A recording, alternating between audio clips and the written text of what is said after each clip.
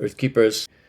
James and I are hopping on to do this episode without much planning at all, but both of us felt like we need to talk to our people, especially after the election that happened just a few days ago. And both of us, of course, are feeling pretty shaken up, as many of you are, I'm sure, especially when it comes to thinking about what is the future of Earth care, what is the future of action against climate change, especially what is the future of the U.S.'s role, both in causing climate change, but also in trying to remediate that. So here we are. We figured that we would talk about some things that we think are going to be helpful in surviving and thriving in the next few months, in the coming year. And so we thought we'd get online, talk out loud, welcome all of you to send ideas back to us about attitudes and actions that we can undertake to get through what will be, I think, a difficult time. James, what's your take on all this? I would agree with everything you've just said, Forrest, and acknowledge that in terms of um, large national and cultural movements towards a more sustainable way of life, uh, this week that took a big blow.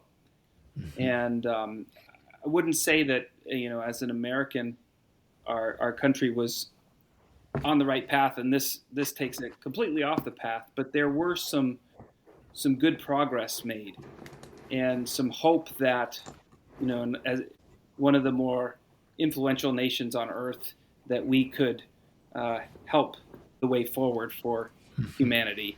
And that did take a big blow, I think. Yeah. That said, there are other things work that are still at work, many avenues to pursue that are worth exploring. But it is a moment to recognize a shift, and that might mean a shift in the way we do our work and approach the next few years. Yeah. So James and I did talk about this briefly as we were commiserating, and we both felt compelled to share some of the things we were thinking. So we came up with some ideas that we want to share with you, and they're provisional, still information, and I can't say that we are actually following them all, but we're aspiring to them at the very least. Yeah. So, Absolutely. James, why don't you give us your first, what we'll call, say, a principle for surviving the coming year? I think I would sum up my first principle as grieve, but do not despair. Hmm. And by grieving, I mean all the associated emotions that people are feeling at the moment. People who care about the earth, people who care about the way climate change is affecting poor and vulnerable people around the world, people who are we're hoping for something different, and this coming as a big, big blow. Yeah. Have those feelings. I'm certainly experiencing them as well.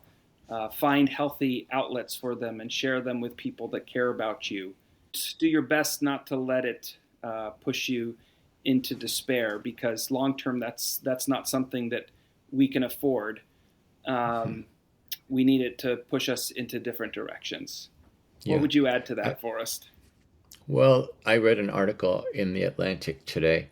The main point, the thesis of the article was, yes, as you put it, to grieve, to be angry, to feel, but don't let the final reaction be complete withdrawal and passivity on the one hand, Yeah. or radical angry action on the other hand. He says both of those are, unhealthy reactions and don't really get us anywhere. So I definitely agree with you. If we try to pretend like everything will be okay somehow, well, that's not helpful either. So you're right. It needs to drive us to action.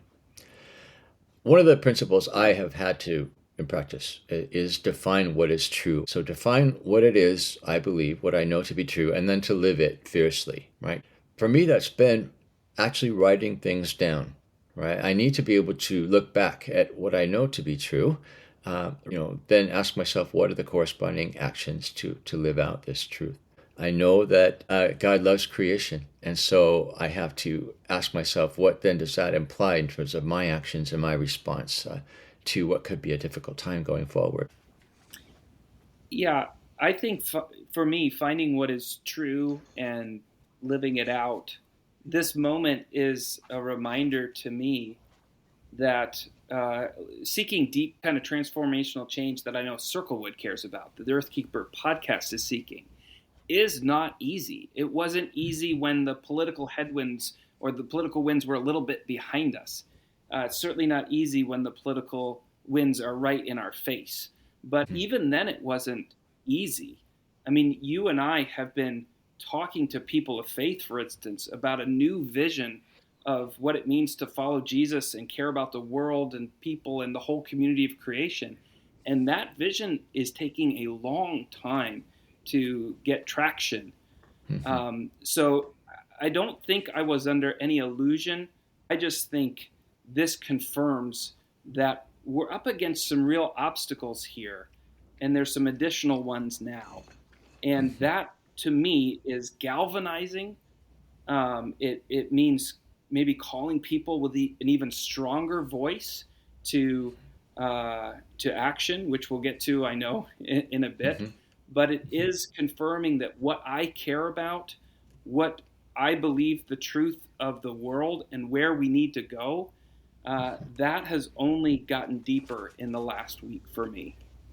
I would encourage people to reach out and find community. I think it's easy in moments like this to feel alone or marginalized, or that the feeling that the whole world has turned against, all that you hold dear. It's just not true. And there are lots and lots of people perhaps feeling what you are feeling, what I am feeling. Lots of people looking around for others who might be going through a similar process of grief, of wondering, of confusion, and lots of people who are going to turn their attention to what's next, what to do now. Wherever those people are, whether they're in your family, in your church, in your community, find them if you haven't found them yet. I'm curious, Forrest, what are your sources of community that are helpful to you? You are, James, my community. Certainly Circlewood is, yes. I mean, that's why we're doing what we're doing together, is because I'm not sure I'd have the strength to do it alone, at least consistently. So that, for sure. Even honestly, people in my church as well, they have a vision for doing something different, for living differently. So I do feel supported, absolutely. But I know many people don't have that. So I'm concerned for them, honestly. I did have a podcast interview with a group of people from a church, and they talked a lot about how finding each other in their common concern for protecting the environment was really refreshing to them, was a discovery for them, because I'm not sure that they knew that there were others like them, but they got together and did a sort of small group study and continue to talk about those themes. So I think that podcast, when it appears in probably a couple of weeks, will be something that provides an example of what community can look like, and community within a church even. So I think by finding those folks who also care, we're ultimately going to be more effective at what we do. I'll just add to your concern, Forrest, about people who may not have a lot of this type of community where they live. And we hear from those people from time to time. They reach out to us and say, man, I wish I lived in your area. Really hard where I am. And I have a lot of empathy for folks in that situation. I do think it's a place where the internet can be really helpful, where you can find people like you and connect. It may not be the same as being able to have people over for dinner and do common work in your community, but it is a way of connection for folks who need it. Yeah, maybe it's something that Circlewood needs to think about creating, some sort of communication venue. I will say that the group I talked to this morning used podcast episodes as sort of core of their discussions. So it provides a good model for connecting as well around some ideas or readings or what have you, around which they can organize some discussion. But let me add another principle off of my list here. I call it witness to a better way, or maybe to paraphrase Parker Palmer, let your actions speak, let your life speak. I think it's very tempting to want to try to argue people into understanding our position on things like climate change, on the necessity of creation care to be core to faith practice. But I think that more effective is showing people simply by what we do that there is this different way. I think it's more powerful than words. And ultimately, whether or not someone is watching us do those things, we just have to do the right thing. That's what it's all about right now. Persist and persevere. Yeah, I agree. And I think, can we do it in a way that keeps the doors open, keeps an Mm-hmm. invitation open? Mm-hmm. I mean, in many ways, the actions of the last week and the results are really hurtful to people, particularly people in vulnerable places. Yeah. And I don't want to gloss that over. On the other hand, if we're going to move forward, if we're going to shift culture, if we're going to shift our churches, we have to create the kind of communities that are firm in what we believe, that demonstrate this alternative way, and always have a door open for people who want to join. Yeah. It's easier to learn together, I think. What would you add in terms of principles? I think the last one is pretty simple. It's just get to work.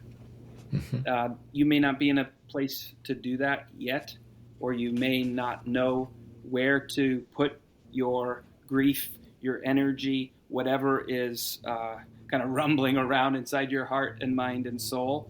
Get your eyes and ears open for opportunities to just do good in the world. Mm-hmm. Again, finding community to do that, I think, is the best way forward. But it's also a way to heal, is to just get your hands dirty, sometimes literally, and do things that make the world a better place. I think that Yeah. that might tie all the things we're talking about together. In some ways, it's that simple. Get to work. You and I just had a conversation with a guy who helps people to establish little micro nurseries to raise baby seedlings to then be replanted in reforestation projects. Now, he sets them up to grow 100 little trees for maybe 1 to 2 years. Is that going to change the world? Is it going to heal the climate? It isn't, but it's something, right? It's giving people something to do, which on the one hand satisfies some part of us that doesn't want to be powerless. But I think also it opens the door to learning. So if you just act and do something, even if you don't feel confident in doing it, ultimately it provides an avenue for learning. And I think, again, an avenue for community because you can find other people who may want to help you in that endeavor as well. I couldn't agree more, and it, Forrest, is making me think of the young adults we're working with in our ecological faith and vocation cohort. You know, exploring with them what it means that all of us have this calling to be earthkeepers in that Yeah. broad sense of caring for one another and the entire community of creation. We share that, but within that, all of us have unique gifts and abilities and callings, and it's one part of our task is to discover what that is and what's available to us, and just do that. You know, some people, they might have political influence locally, regionally, or nationally. They should exercise that for the common good. Others, yeah, maybe it's a micro nursery in your backyard, or organizing neighbors for a community garden, helping your neighbor in need. All of those things are part of that common call to be good earth keepers. And with that, there's so much we can do. Well, I have one more, but I will tell you it is not something I am doing well. But I'm going to say it anyway as an aspirational goal. And that is something that actually arose in conversation with John Philip Newell that you and I had some time back. I'll state the principle this way.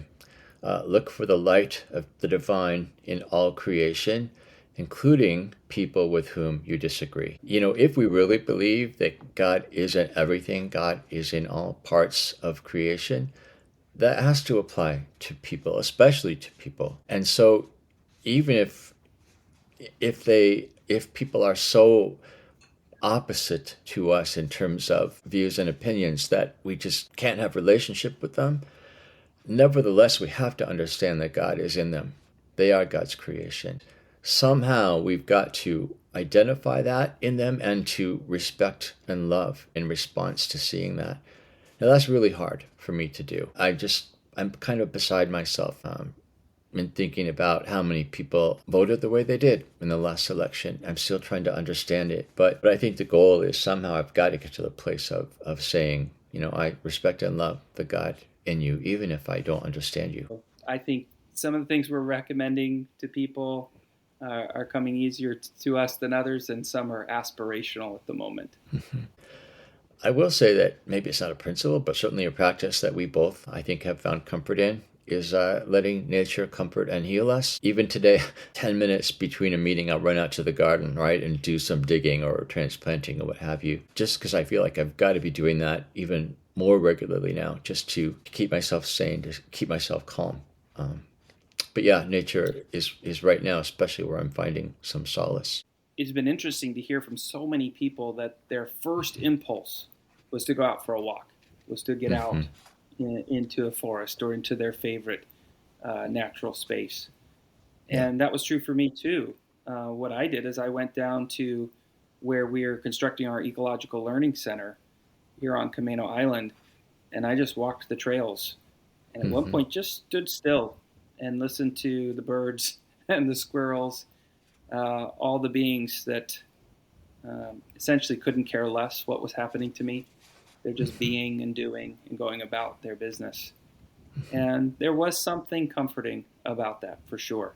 Hard to put into words, but the fact that Yeah. so many people sought solace there and comfort, I think, speaks to something deeply spiritual about that practice. Yeah, I think for me, being outside reminds me of the deep truth that God is enough, despite all Yeah, that's happening, despite what we see as catastrophic or chaos. The fact is that God is God and ultimately holds us and holds this world. yeah, And nature is a place we absolutely. get reminded of that.